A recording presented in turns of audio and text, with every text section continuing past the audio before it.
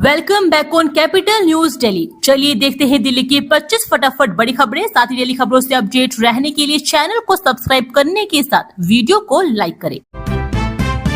गृह मंत्री अमित शाह से मिली सीएम रेखा गुप्ता। दिल्ली के विकास और झुग्गी पुनर्वास पर हुई चर्चा। मुख्यमंत्री रेखा गुप्ता ने बुधवार को केंद्रीय गृह मंत्री एवं सहकारिता मंत्री अमित शाह से मुलाकात कर दिल्ली के विकास से जुड़े विभिन्न विषयों पर चर्चा की। 16 जून को गृह मंत्री ने दिल्ली को झुग्गी मुक्त बनाने को लेकर बैठक की थी। उसके बाद दिल्ली सरकार ने 1 जनवरी 2025 तक बसी हुई झुग्गी बस्तियों में रहने वालों को झुग्गी पुनर्वास योजना का लाभ देने का निर्णय लिया है। मुख्यमंत्री ने एक्स पर पोस्ट कर शाह से मुलाकात की जानकारी दी। उन्होंने कहा कि दिल्ली के विकास से संबंधित विभिन्न विषयों, विशेषकर जन कल्याणकारी योजनाओं और अधिक प्रभावी ढंग से अंतिम व्यक्ति तक पहुंचाने के लिए उनका मार्गदर्शन प्राप्त हुआ है। जनसेवा के प्रति उनकी निष्ठा और समर्पण हम सभी के लिए बड़ी प्रेरणा है। दिल्ली में पीएम उदय योजना, प्रधानमंत्री स्वनिधि योजना, प्रधानमंत्री सूर्य घर योजना, प्रधानमंत्री मातृ वंदना योजना, आयुष्मान योजना सहित कई कल्याणकारी योजनाएं चल रही है। इसके साथ ही यमुना की सफाई का काम भी चल रहा है। दिल्ली में यातायात सुगम बनाने व प्रदूषण की समस्या हल करने के लिए कई सड़क परियोजनाओं पर भी काम किया जा रहा है। दिल्ली के स्कूलों में बच्चों की सुरक्षा पर सख्त कार्रवाई। जुलाई 2026 से संयुक्त टीमें करेगी औचक जांच। राजधानी के स्कूलों में बच्चों की सुरक्षा से जुड़े हालिया मामलों के बाद शिक्षा निदेशालय ने सख्त रुख अपनाया है। सभी सरकारी सहायता प्राप्त और निजी स्कूलों को सर्वोच्च प्राथमिकता देने के निर्देश दिए गए हैं। इसके तहत जुलाई 2026 से शिक्षा विभाग और स्थानीय पुलिस की संयुक्त टीमें स्कूलों का औचक निरीक्षण करेगी। टीमें मौके पर जाकर जांचेगी कि पॉक्सो अधिनियम, बाल संरक्षण मानकों और सुरक्षा प्रोटोकॉल का पालन वास्तव में हो रहा है या केवल कागजों तक सीमित है। स्कूल प्रधानाचार्यों को 15 दिनों के भीतर छात्र सुरक्षा चेकलिस्ट, अनुपालन रिपोर्ट और स्वप्रमाण पत्र जिला उप शिक्षा निदेशक को जमा करना होगा। उन्हें प्रमाणित करना होगा कि सभी सुरक्षा उपाय लागू कर दिए गए हैं और उनका भौतिक सत्यापन भी हो चुका है। विभाग ने स्पष्ट किया है कि गैर कानून अनुपालन को गंभीरता से लिया जाए। दिल्ली में अपने घर का सपना होगा पूरा। 25% डिस्काउंट के साथ बुक करें डीडीए फ्लैट्स। दिल्ली में घर खरीदने वालों के लिए बढ़ती महंगाई एक चुनौती है। दिल्ली शहर में प्रॉपर्टी की कीमतें लगातार बढ़ रही है। ऐसे में मध्यम आय वर्ग वाले लोगों को सपना जो है उनका पूरा होना मुश्किल सा लग रहा है। इसी को देखते हुए दिल्ली विकास प्राधिकरण ने विभिन्न आय वर्ग के लोगों के लिए कम कीमत में फ्लैट उपलब्ध कराने वाली 2 आवास योजना शुरू की है। ये योजनाएं उच्च आय वर्ग, मध्यम आय वर्ग, निम्न आय वर्ग और आर्थिक रूप से कमजोर वर्ग को ध्यान में रखकर बनाई गई है, जिससे उन्हें किफायती दरों पर घर खरीदने का मौका मिल रहा है। फ्लैटों का आवंटन पहले आओ पहले पाओ प्रक्रिया के माध्यम से किया जा रहा है, जिससे पात्र आवेदकों को दिल्ली में घर पाने का मौका मिल रहा है। दिल्ली, यूपी समेत 4 राज्यों को जोड़ेगा ऑर्बिटल रेल नेटवर्क। 25 शहरों को मिलेगी हाई स्पीड ट्रेन कनेक्टिविटी। राष्ट्रीय राजधानी क्षेत्र के लिए तैयार हो रहे मास्टर प्लान 2041 के तहत दिल्ली, उत्तर प्रदेश, हरियाणा और राजस्थान के करीब 25 शहरों को जोड़ने वाला विशाल ऑर्बिटल रेल नेटवर्क विकसित करने की योजना बनाई जा रही है। इस परियोजना का उद्देश्य दिल्ली और आसपास के बड़े शहरों पर बढ़ती आबादी और यातायात के दबाव को कम करना तथा एनसीआर के छोटे शहरों को भी हाई स्पीड परिवहन सुविधा से जोड़ना है। अनुमान है कि अगले 15 वर्षों में एनसीआर के 24 जिलों की आबादी वर्तमान 7.5 करोड़ से बढ़कर लगभग 15 करोड़ तक पहुंच सकती है। ऐसे में सरकार क्षेत्रीय स्तर पर तेज और सुगम आवागमन सुनिश्चित करने के लिए रिंग रोड की तर्ज पर रेल आधारित कनेक्टिविटी नेटवर्क विकसित करने पर काम कर रही है। राम मंदिर से चढ़ावा चोरी करने वालों के खिलाफ हो फास्ट ट्रैक सुनवाई। विहिप ने अपनाया कड़ा रुख। राम मंदिर आंदोलन की अगुवाई करने वाली विहिप ने मंदिर में चढ़ावा चोरी प्रकरण पर कठोर रुख अपनाया है। विहिप ने अयोध्या स्थित रामलला मंदिर में चंदा चोरी मामले में एसआईटी की प्रारंभिक जांच रिपोर्ट सौंपे जाने के बाद दोषियों के विरुद्ध तत्काल एफआईआर दर्ज कराने की मांग की है। ड्यू में पढ़ाई हुई इतनी महंगी, 425% फीस बढ़ते ही सर्टिफिकेट से लेकर रिसर्च कोर्सेज से दूर हो गई छात्र। ड्यू में शैक्षिक 2026-27 के लिए लागू किए गए नए फीस ढांचे ने उच्च शिक्षा की बढ़ती लागत पर छात्रों की परेशानी बढ़ा दी है। विश्वविद्यालय के कई सर्टिफिकेट, डिप्लोमा, स्नातकोत्तर और शोध पाठ्यक्रमों की फीस में भारी वृद्धि दर्ज की गई है। सबसे अधिक असर उन छात्रों पर पड़ने की आशंका जताई जा रही है जो आर्थिक रूप से कमजोर या मध्यम वर्गीय परिवारों से आते हैं। शिक्षकों और छात्र संगठनों का कहना है कि फीस में अचानक हुई बढ़ोतरी से दाखिलों की संख्या प्रभावित हो सकती है और कई छात्र उच्च शिक्षा से दूर हो सकते हैं। दिल्ली की सड़कें होंगी अब और आधुनिक और टिकाऊ। सरकार ने 657.99 करोड़ की परियोजना को दी मंजूरी। दिल्ली में सड़क बनाने की तकनीक बदलने जा रही है। इससे दिल्ली की सड़कों आधुनिक और टिकाऊ होगी। दिल्ली सरकार ने सड़कों को नई मजबूती देने की दिशा में महत्वपूर्ण निर्णय लिया है। मुख्यमंत्री रेखा गुप्ता ने की अध्यक्षता में बुधवार को आयोजित व्यय वित्त समिति की बैठक में 270.63 किलोमीटर लंबाई की विभिन्न सड़कों के सुदृढ़ीकरण के लिए 657.99 करोड़ रुपए की परियोजना को मंजूरी प्रदान की गई। मुख्यमंत्री ने कहा कि इस परियोजना के माध्यम से राजधानी की सड़कों को अधिक सुरक्षित, टिकाऊ और बेहतर बनाया जाएगा। डीएफसी की बैठक में पीडब्ल्यूडी मंत्री प्रवेश साहिब सिंह व अन्य वरिष्ठ अधिकारी भी उपस्थित थे। महरौली दुष्कर्म केस में ओला, उबर और रैपिडो पर एक्शन बिना पुलिस वेरिफिकेशन, क्रिमिनल को कैब देने पर होगी एफआईआर। महरौली इलाके में 11 साल की मासूम बच्ची के साथ दुष्कर्म और हत्या के मामले में पुलिस अब कैब एग्रीगेटर कंपनियों पर बड़ी कार्रवाई करने जा रही है। महरौली थाना पुलिस ऐप आधारित प्रमुख कंपनियों ओला, उबर और रैपिडो के खिलाफ सरकार आदेश के उल्लंघन की धाराओं में अलग अलग मामले दर्ज करेगी। BR अम्बेडकर विश्वविद्यालय को मिलेगा धीरपुर में अपना स्थायी परिसर। 1668 करोड़ की आएगी लागत। BR अम्बेडकर विश्वविद्यालय दिल्ली का अपना परिसर मिलने वाला है। लगभग 1668 करोड़ रुपए की लागत से उत्तरी दिल्ली के धीरपुर में विकसित होने वाले इस विश्वविद्यालय परिसर को आधुनिक शैक्षणिक आवश्यकताओं को ध्यान में रखते हुए डिजाइन किया गया है। इसमें स्मार्ट क्लासरूम, डिजिटल पुस्तकालय, शोध प्रयोगशालाएं, हरित परिसर व छात्रावास की समुचित व्यवस्था होगी। मुख्यमंत्री रेखा गुप्ता की अध्यक्षता में आयोजित दिल्ली सरकार की व्यय वित्त समिति की बैठक में इसके निर्माण की स्वीकृति मिल गई है। परियोजना को दिल्ली शहरी कला आयोग और दिल्ली अग्निशमन सेवा सहित आवश्यक प्रमुख वैधानिक अनुमति पहले से ही प्राप्त हो चुकी है, जिससे इसके क्रियान्वयन का मार्ग और अधिक सुगम हुआ है। महरौली में दुष्कर्म और हत्या करने के बाद दरिंदे ने पत्थरों के बीच छिपा दिया था मासूम का शव। महरौली इलाके से 11 साल की मासूम बच्चे को अगवा कर उसके साथ दुष्कर्म और फिर बेरहमी से हत्या करने की ऐसी बात सामने आई है जिसने इंसानियत को झकझोर कर रख दिया है। आरोपित ने न केवल मासूम के साथ दरिंदगी की बल्कि पकड़े जाने के डर से उसकी गला घोंटकर हत्या भी कर दी और पहचान मिटाने के लिए चेहरे को पत्थरों से कुचल दिया। बुधवार को पुलिस टीमों ने तकनीकी विशेषज्ञ तथा के साथ मिलकर उस पूरे रूट का गहन मुआयना किया जिसका इस्तेमाल आरोपी ने वारदात के दौरान किया था। 13 दिन पहले पाकिस्तानी विमान ने लांघा था भारत का हवाई क्षेत्र। पायलट की सूझबूझ से टला संकट। 22 जून को अनजाने में एयर इंडिया की उड़ान से पाकिस्तानी हवाई क्षेत्र में प्रवेश से ठीक 10 दिन पहले पाकिस्तान की एयरलाइन फ्लाई जिन्ना की एक उड़ान भारत और पाकिस्तान के बीच कड़े हवाई प्रतिबंधों के बावजूद बीते 12 जून को एक पाकिस्तानी यात्री विमान को मजबूरी है भारतीय हवाई क्षेत्र का सहारा लेना पड़ा। घटना तब हुई जब यह उड़ान लाहौर से दुबई जा रही थी। उसे पंजाब के ऊपर आसमान में भीषण चक्रवाती तूफान और खराब मौसम का सामना करना पड़ा और यात्रियों की सुरक्षा को प्राथमिकता देते हुए पायलट ने अपने रूट में बदलाव किया। बाद में जैसे ही विमान ने मौसम से प्रभावित क्षेत्र को पार किया वह तुरंत सुरक्षित रूप से वापस पाकिस्तानी हवाई क्षेत्र में लौट गया। यूजी एडमिशन प्रक्रिया होगी और आसान। ड्यू ने बनाई केंद्रीय शिकायत निवारण समिति हेल्पलाइन की शुरुआत। ड्यू ने शैक्षणिक साल 2026-27 की स्नातक प्रवेश प्रक्रिया को अधिक पारदर्शी, प्रभावी और छात्र हितैषी बनाने के लिए 12 सदस्यीय केंद्रीय प्रवेश शिकायत निवारण समिति का गठन किया है। इस समिति प्रवेश प्रक्रिया के दौरान छात्रों को और अभिभावकों को आने वाली समस्याओं की शिकायतें और तकनीकी दिक्कतों का जल्दी समाधान सुनिश्चित करेगी। विश्वविद्यालय द्वारा जारी सूचना के अनुसार समिति प्रवेश शाखा में सप्ताह में कम से कम 2 बार बैठक करेगी और दाखिला प्रक्रिया से जुड़े विभिन्न मामलों की नियमित समीक्षा भी करेगी। 15 दिनों के भीतर पूरी दिल्ली में नालों का होगा निरीक्षण, मंत्री प्रवेश शर्मा ने अधिकारियों को दिए निर्देश। अब की बार मॉनसून के दौरान दिल्ली की सड़कों पर होने वाले जलभराव से निपटने के लिए लोक निर्माण विभाग और सिंचाई एवं बाढ़ नियंत्रण विभाग ने जमीनी स्तर पर तैयारियां तेज कर दी है। इस सिलसिले में लोक निर्माण मंत्री प्रवेश वर्मा ने बुधवार को मोतीनगर विधानसभा क्षेत्र में चल रही नालों की सफाई से जुड़े कार्यों का निरीक्षण भी किया।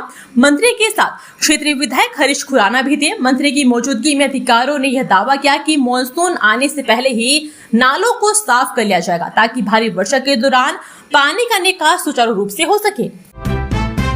DTU, NSUT सहित 5 संस्थानों में पहले दौर की काउंसलिंग पूरी 1 जुलाई से शुरू हो सकता है दूसरा राउंड। JAC दिल्ली के तहत संचालित दिल्ली के 5 प्रमुख तकनीकी संस्थानों में बीटेक और बीआर्क पाठ्यक्रमों में प्रवेश के लिए चल रही काउंसलिंग प्रक्रिया का पहला दौर गुरुवार को पूरा हो गया है। इस प्रक्रिया के माध्यम से करीब 7,700 सीटों पर दाखिले किए जा रहे हैं। प्रवेश JEE मेन 2026 की रैंक के आधार पर किए जा रहे हैं। काउंसलिंग में शामिल संस्थानों में दिल्ली प्रौद्योगिकी विश्वविद्यालय, नेताजी सुभाष प्रौद्योगिकी विश्वविद्यालय, इंद्रप्रस्थ सूचना प्रौद्योगिकी संस्थान दिल्ली, इंदिरा गांधी दिल्ली तकनीकी विश्वविद्यालय फॉर वीमेन तथा दिल्ली कौशल एवं उद्यमिता विश्वविद्यालय शामिल है। दिल्ली की संजय झील बनेगी नई, LG ने खुद के निरीक्षण, 5000 पौधे और फव्वारों की होगी व्यवस्था। पूर्वी दिल्ली स्थित संजय झील के पुनर्स्थापन और कायाकल्प कार्य को तेज गति देने के लिए और कायाकल्प करने के लिए व्यापक योजना पर काम शुरू कर दिया गया है। झील का दौरा कर चल रहे कार्यों की समीक्षा के दौरान अधिकारियों ने 52 एकड़ के इस महत्वपूर्ण जलाशय और इसके आसपास के 165 एकड़ संरक्षित वन क्षेत्र के पुनर्जीवन की चरणबद्ध तरीके से कार्य योजना की जानकारी दी। गुरुवार को दिल्ली के उपराज्यपाल तरनजीत सिंह संधू ने स्थानीय निरीक्षण भी किया। बाराखंबा रोड पर DCM बिल्डिंग में लगी आग, ऑफिस में रखे कंप्यूटर और फर्नीचर जलकर खाक। राजधानी के पोश इलाके बाराखंबा रोड स्थित बहुमंजिला DCM बिल्डिंग में गुरुवार को आग लगने से हड़कंप मच गया। आग इमारत की पहली मंजिल पर बने एक ऑफिस में लगी थी। गनीमत रहे कि इस हादसे में कोई घायल या हताहत नहीं हुआ। दमकल विभाग के मुताबिक आग लगने की सूचना पर आनन फानन में 8 गाड़ियां मौके पर पहुंची और कड़ी मशक्कत के बाद आग पर काबू पाया गया। प्राथमिक जांच में आग लगने की वजह शॉर्ट सर्किट मानी जा रही है। पुलिस और फायर विभाग के अधिकारी मामले की जांच कर रहे हैं। आग से ऑफिस में रखे कई कंप्यूटर, फर्नीचर और अन्य सामान जलकर भी पूरी तरह से खाक हो गए। DDCA की एपेक्स कमेटी को दरकिनार कर DPL में बदले नियम, सीधे खिलाड़ी चयन पर हो रहा बवाल। दिल्ली प्रीमियर लीग के आगामी सत्र से पहले दिल्ली एवं जिला क्रिकेट संघ में बड़ा विवाद खड़ा हो गया है। फ्रेंचाइजियों को नीलामी प्रक्रिया से बाहर सीधे 3 खिलाड़ियों को चुनने की घोषणा के बाद से शीर्ष कमेटी में बवाल मचा हुआ है। DDCA के कई निदेशकों और पदाधिकारियों ने कड़ा विरोध दर्ज करा है। उनका आरोप है कि यह फैसला बिना एपेक्स काउंसिलिंग की मंजूरी और औपचारिक चर्चा के लागू किया गया है। दैनिक जागरण को मिली एपेक्स काउंसिल व्हाट्सएप ग्रुप की चैट में DDCA के निदेशक नवदीप मल्होत्रा ने लिखा, जो पहले से ही रणजी अंडर 19, अंडर 23 में प्रदर्शन करने वाले करीब 400 खिलाड़ियों की सूची मौजूद थे, तो फ्रेंचाइजी को सीधे अपनी पसंद के 3 से 4 खिलाड़ी चुनने की अनुमति क्यों दी जा रही है। दिल्ली के यमुना बाजार में अतिक्रमण पर बुलडोजर एक्शन शुरू, 300 से ज्यादा घर होंगे जमींदोज। राजधानी के यमुना बाजार में ओजोन क्षेत्र में बृहस्पतिवार को अतिक्रमण पर बुलडोजर एक्शन की कार्रवाई शुरू हो गई है। DDA द्वारा ओजोन के तहत चिन्हित किए गए 300 से ज्यादा घरों को ध्वस्त किया जाना है। यमुना बाजार में सुबह से घरों में तोड़फोड़ शुरू हो गई है। इस दौरान स्थिति को नियंत्रित रखने के लिए मौके पर भारी सुरक्षा बल की तैनाती की गई है। कार्रवाई से प्रभावित लोगों को पास के शेल्टर होम में जाने के लिए कहा गया है। हाईकोर्ट के आदेश के बाद पिछले महीने DDA और जिला प्रशासन ने कार्रवाई के लिए लोगों को नोटिस दिया था, जिसके बाद यमुना बाजार के घाट किनारे स्थित घरों को गिराने की प्रक्रिया शुरू हो गई है। गुरु रंधावा के जिम पर फायरिंग मामले में एक्शन, दिल्ली पुलिस ने एनकाउंटर के बाद लॉरेंस गैंग के 2 शूटर पकड़े। राजधानी के पश्चिम विहार इलाके में पंजाबी गायक गुरु रंधावा के 24 HS फिटनेस जिम पर हुई फायरिंग मामले में दिल्ली पुलिस का एक्शन जारी है। ताजा मामले में पुलिस ने बुधवार रात को एनकाउंटर के बाद लॉरेंस बिश्नोई गैंग के 2 शूटरों को दबोच लिया है। पकड़े गए आरोपितों की पहचान हकीकत और सागर के रूप में हुई है। आरोपित बीते 11 जून को हुई जिम पर हुई फायरिंग के बाद से फरार चल रहे थे। मामले में अब तक 4 आरोपितों को पकड़ा गया है। उल्लेखनीय है कि इससे पहले पिछले हफ्ते क्राइम ब्रांच ने मामले में बहादुरगढ़ से लॉरेंस गिरोह के 2 शूटरों को दबोचा था। भारत भाग्य विधाता पर मंडराए खतरे के बादल, फिर होगी कंगना की मूवी की समीक्षा, नर्सों के अपमान पर गहराया विवाद। फिल्म भारत भाग्य विधाता में नर्सों के कथित अपमानजनक चित्रण को लेकर शुरू हुआ विवाद अब केंद्र सरकार तक पहुंच गया है। All India government nurses federation की शिकायत को केंद्रीय स्वास्थ्य एवं परिवार कल्याण मंत्रालय ने मामले की सूचना एवं प्रसारण मंत्रालय को भेज दिया है। इसके साथ ही फिल्म की विषय वस्तु और उसके प्रमाणीकरण से जुड़े पहलुओं की समीक्षा भी की प्रक्रिया एक बार फिर से शुरू होने के आसार बढ़ गए हैं।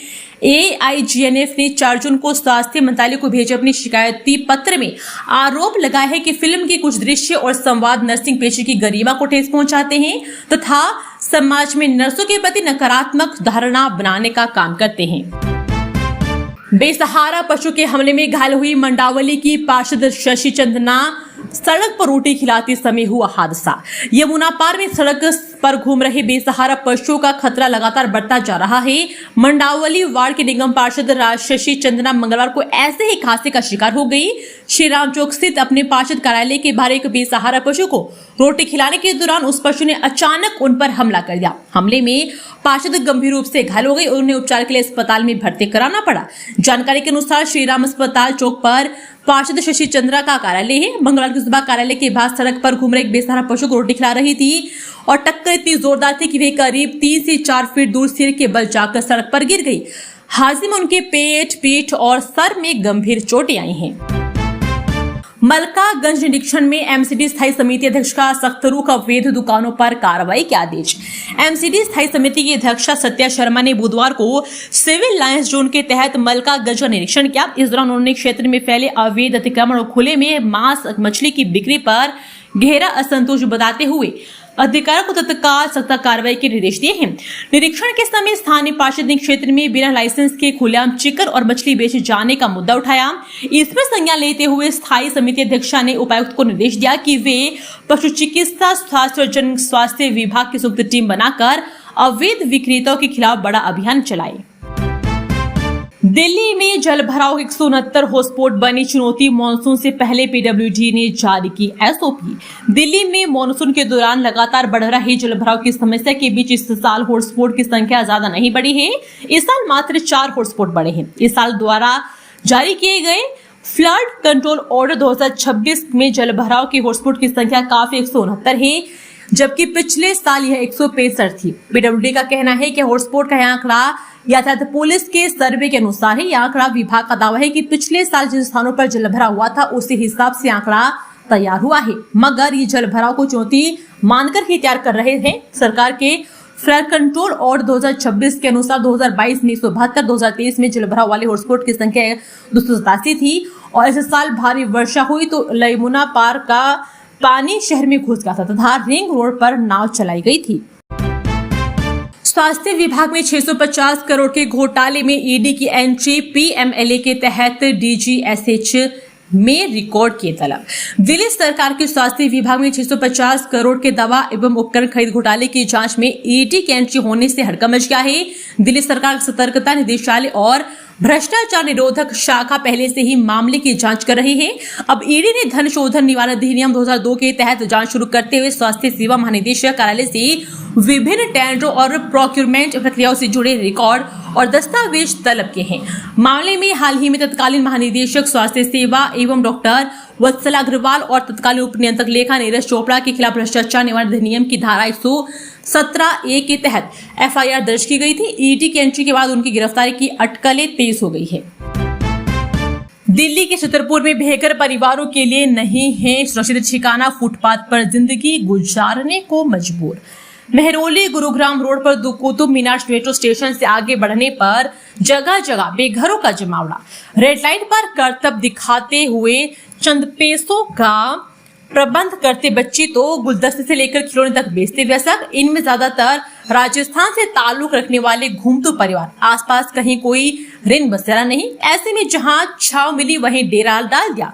छतरपुर 100 फुट मोड़ा रोड की लाल बत्ती, अंधेरिया मोड़, सीडीआर चौक, छतरपुर मेट्रो स्टेशन के नीचे और मेन छतरपुर रोड पर मंदिरों के आसपास ऐसे करीब 40 परिवार रह रहे हैं।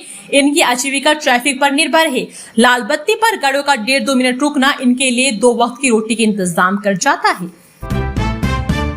CUET यूजी 2026 में चमकी देवीना गहलोत। सेंट स्टीफेंस में अंग्रेजी ऑनर्स करने का है सपना। ये कहना है CUET यूजी 2026 में टॉपर रही देवीना गहलोत का। दक्षिणी दिल्ली के वसंत कुंज निवासी बीजेपी विधायक कैलाश गहलोत की बेटी देवीना ने CUET में अर्थशास्त्र, राजनीति विज्ञान और साइकोलॉजी में 100 परसेंटाइल और अंग्रेजी व फाइन आर्ट्स में 99.9 परसेंटाइल प्राप्त किए हैं। हमेशा से ही मेधावी रही देवीना ने DPS वसंत कुंज से 12वीं की परीक्षा में भी 99.2% अंकों के साथ टॉप किया था। देवीना बताती है कि बोर्ड परीक्षा में CUET की लगभग 90% तैयारी पहले ही करा दी थी। CUET का पैटर्न अलग होता है, इसलिए परीक्षा के पैटर्न को समझना, पुराने प्रश्न पत्रों को हल किया और हर विषय को रटने के बजाय कॉन्सेप्ट समझने पर फोकस किया। दिल्ली की आजादपुर मंडी में 500 से ज्यादा आवेदन लंबित, 4 साल से अटके हैं 200 आड़त लाइसेंस।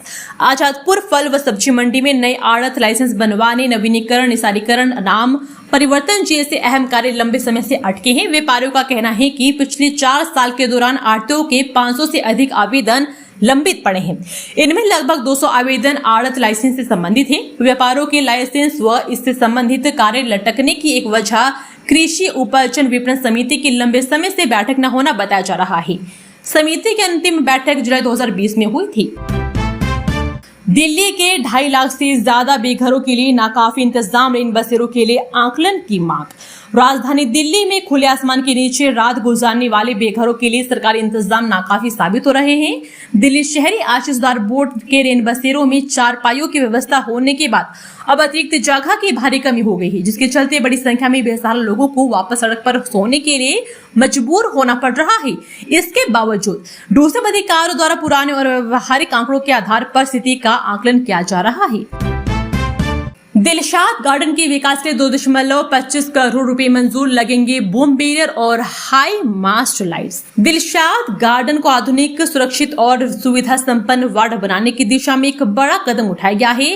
क्षेत्र के पार्षद वीर सिंह पंवार की मांग पर स्थानीय सांसद मनोज तिवारी ने विकास कार्यों के लिए 2.25 करोड़ रुपए की राशि स्वीकृत की है। इस फंड से क्षेत्र में सुरक्षा व्यवस्था को मजबूत करने और बुनियादी सुविधाओं को बेहतर बनाने के लिए boom barrier, LED street lights तथा सेमी हाई मास्टर लाइट्स लगाई जाएगी। बीते दिनों दिलशाद गार्डन की विभिन्न RWA ने पार्षद वीर सिंह पंवार से मुलाकात कर क्षेत्र की कॉलोनियों के प्रवेश द्वारों पर बूम बैरियर लगाने, अंधेरे वाले इलाकों में LED स्ट्रीट लाइट्स स्थापित करने तथा प्रमुख चौराहों पर सेमी हाई मास्ट लाइट्स लगाने की मांग रखी थी। दोस्तों, वीडियो पसंद आया तो वीडियो को लाइक एवं चैनल को सब्सक्राइब कीजिए और कमेंट करके बताइए कि आप दिल्ली के किस जगह से इस वीडियो को देख रहे हैं। जय हिंद, वंदे मातरम।